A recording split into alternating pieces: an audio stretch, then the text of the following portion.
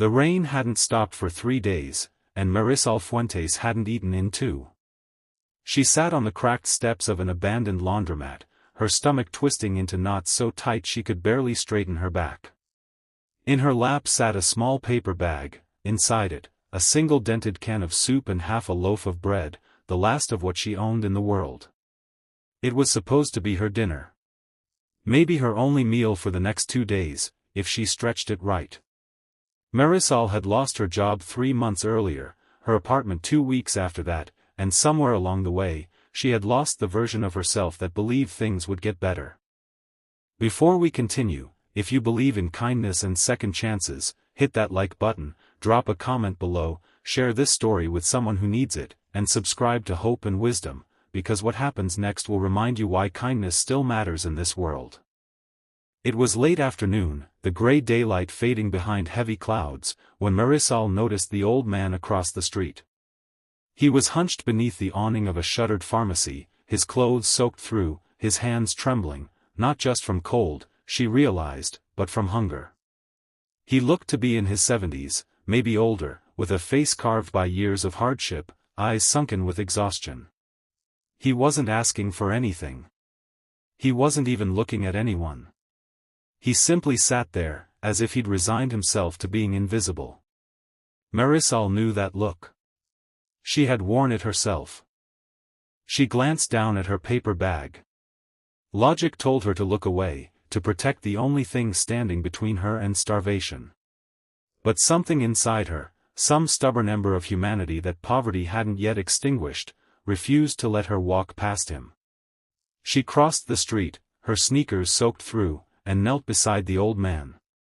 "Sir," she said gently, "I don't have much, but I want you to have this."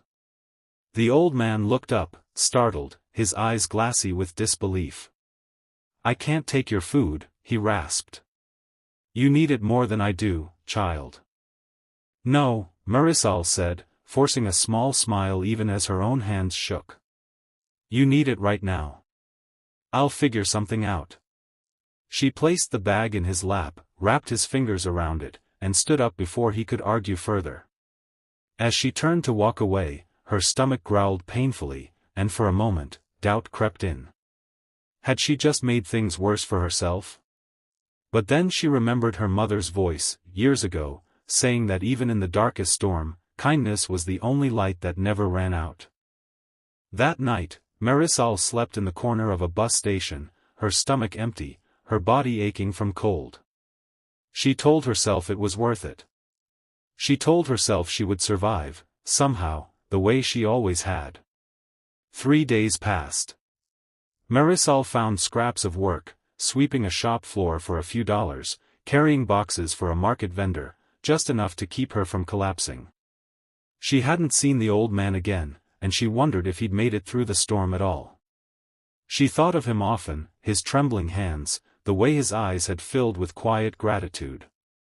Then, on the 4th morning, as golden sunlight finally broke through the clouds after days of rain, a black car pulled up beside the corner where Marisol was resting.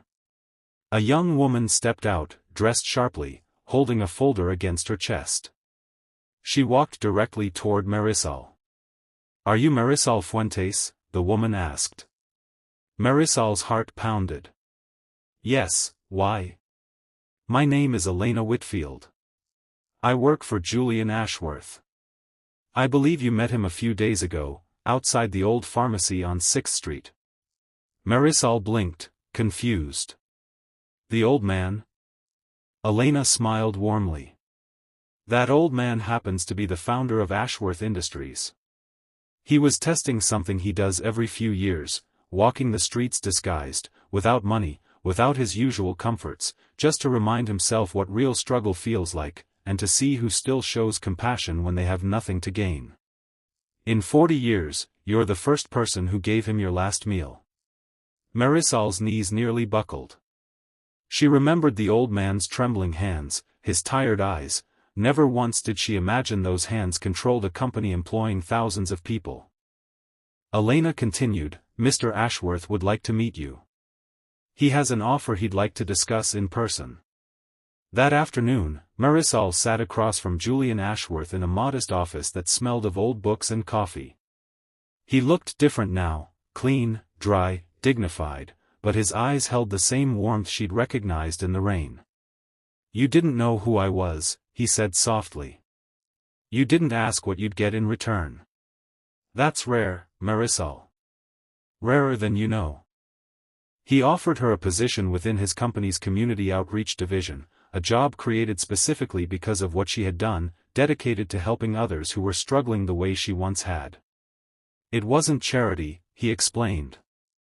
It was recognition. It was the world repaying the kindness she had given without expecting anything back. Marisol left that office in stunned silence, tears blurring the city lights as the sun set behind the buildings. For the first time in months, she felt something she had almost forgotten: hope. If this story touched your heart even a little, please take a moment to like this video and share it with someone who might need a reminder that kindness always finds its way back. And before we go, drop a comment below with the word kindness if you believe that even in our darkest moments, one small act of compassion can change everything.